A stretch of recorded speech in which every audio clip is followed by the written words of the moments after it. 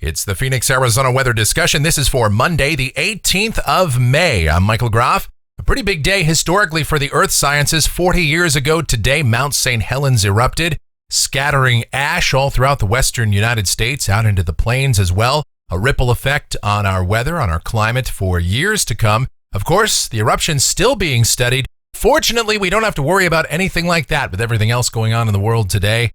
That's the good news, but Mount St. Helens, you never know, might bubble up again sometime in the future.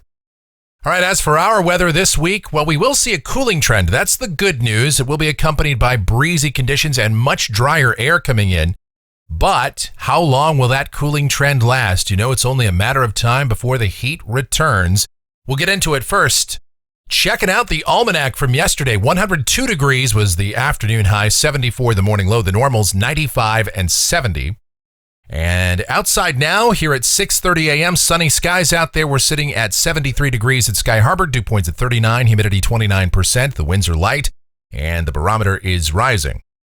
All right, temperatures around the area this morning are not too bad. We're mostly in the 60s and low 70s. Of course, the cool spots like Fort McDowell and Goldfield, they're in the 50s, 53 and 56 respectively.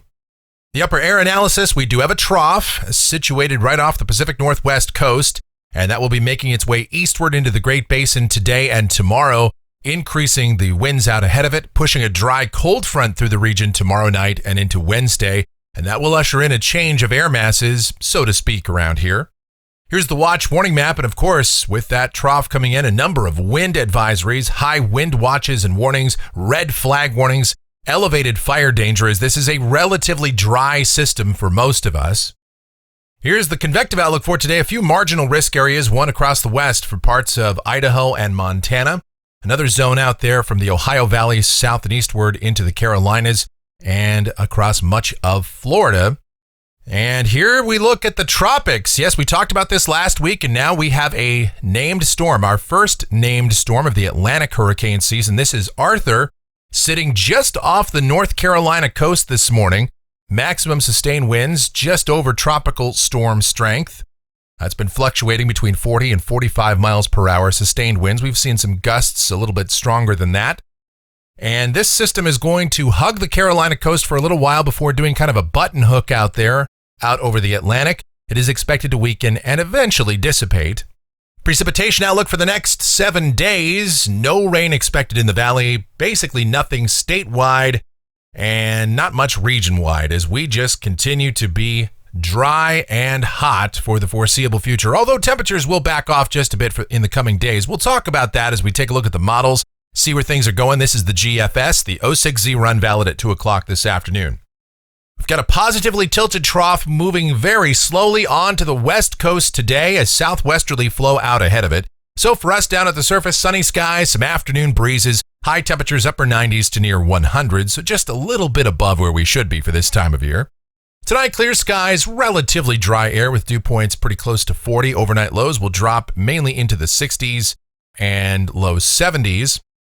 And then tomorrow, that dry cold front approaches. We'll see breezy to locally windy conditions picking up. Of course, windy across northern Arizona. Winds could gust well over 40 miles per hour there. And heading into the Mojave Desert, could see even stronger gusts than that. Here in the valley, probably sustained winds between 10 and 20 miles per hour. Might see a gust to about 30 at times. Maybe even a patch or two of blowing dust as this system approaches. Highs tomorrow will be cooler too, upper 80s to low 90s. As that front passes on by, Tuesday night and Wednesday will cool it off. Overnight lows generally in the mid-50s to low 60s on Wednesday morning.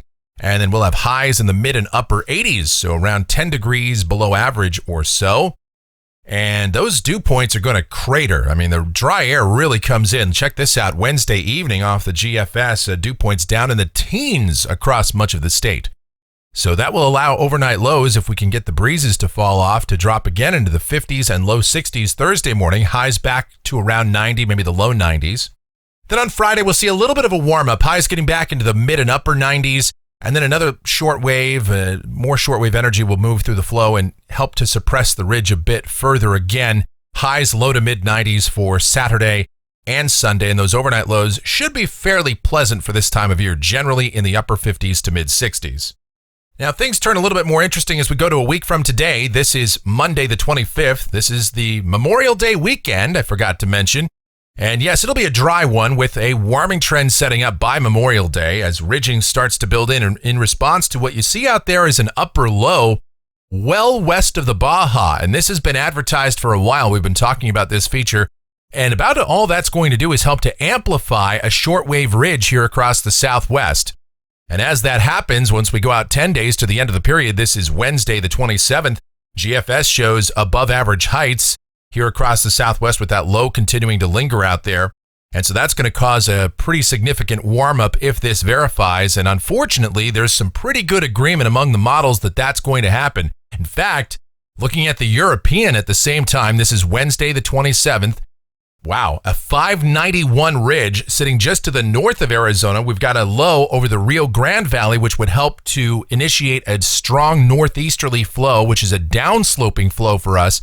And all that's going to do is help to compress the air, a subsident airflow here into the desert, and that will really heat us up. In fact, the European is pushing highs above 110 out here toward the middle part of next week.